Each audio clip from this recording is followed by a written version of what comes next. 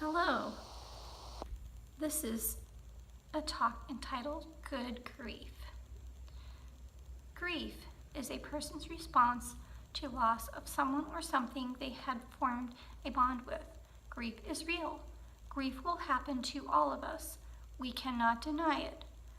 Whether it is the loss of a family member or a pet or even divorce or job loss, we will have a response. I have heard people say that death is harder on the loved one still living than on the one they lost. We need to process and talk about our grief and our feelings with those close to us, especially when we have lost a loved one after a difficult illness. It is important to share the good memories, the happy times, and even funny stories related to the person we lost. Doing this will lessen the painful aspects of the grief. Sometimes people experience what is called complicated grief in the medical world. We stop enjoying things that we used to. We feel sad much of the time. Our sleep changes. Sleep is very important to physical and mental health, and poor sleep can bring even more physical and mental reactions from the loss into your life. Things can get worse and worse, so that professional help from your healthcare provider is necessary.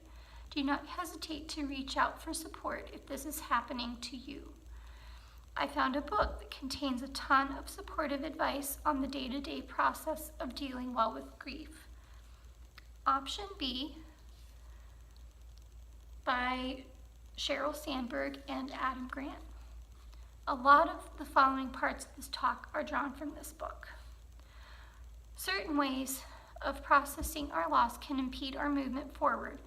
If I personalize the loss, especially making it about me, that it was my fault. Also, pervasiveness, the belief that the loss will affect all areas of my life, keeping it in the forefront of my thoughts all the time, affecting work, free time, interactions with others. Also, permanence, the belief that the intense initial experience of the loss will last forever. Some call personalization survivor guilt. It is so easy to fall into the trap of thinking we could have done something to prevent the loss so that our dear loved one would still be with us. This summer, my best friend died after collapsing from blood clots in her lungs. As a family physician, I know very well how these can occur from blood clots in the legs.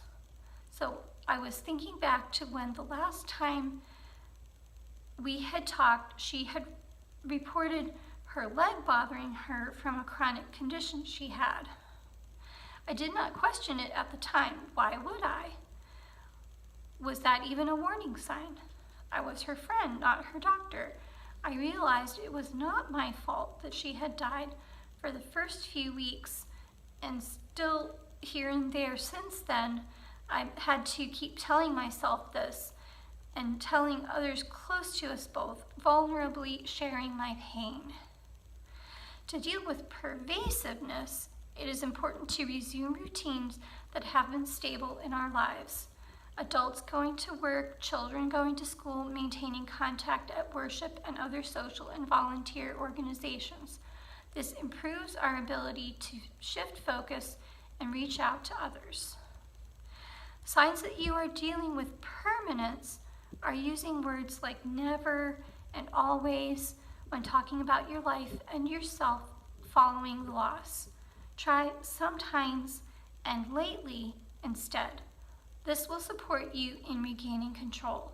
Another way to alleviate permanence is to allow yourself to document proof that good things are happening in your life. When I read option B, I was still in the throes of a drawn-out divorce and emotional and geographic separation from my teenage daughter.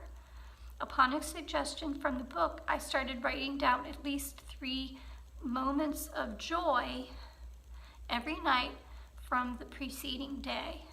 I found this very supportive and affirming that there was good in my life. When you are grieving, it may take being really specific in having your glimmers of joy written down in black and white in front of you. For those of you who have friends and loved ones going through grief, there are ways to support them more effectively. Ask them how they are really feeling. Let them know you are willing to listen to whatever and however much they are willing to say. Those going through intense loss can feel that those around them want to avoid the subject. Invite your grieving friend for coffee or bring coffee to them.